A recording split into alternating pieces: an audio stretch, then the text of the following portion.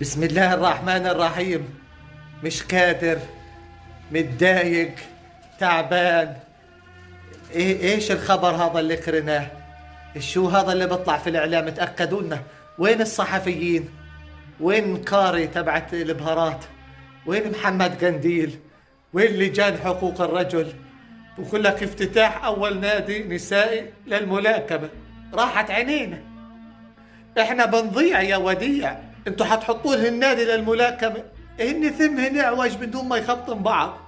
حتعطوهن قلفزات في ايديهن هذول ولا كفات وعظمه على الاسنان ويجن يتدربن فينا.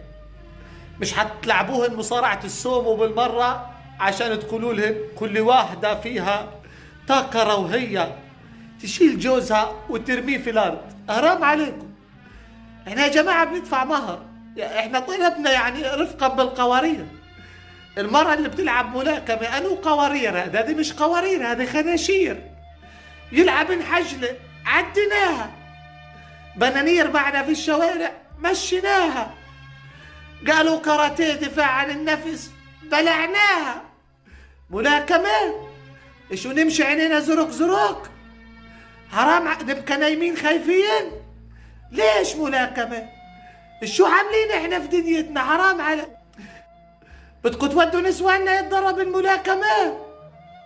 يا خراب بيتك يا عبد المعطي، انا مش قادر اقف على رجلي من الخوف. احضروا لي محمد قنديل الصحفي ياكد لي الخبر.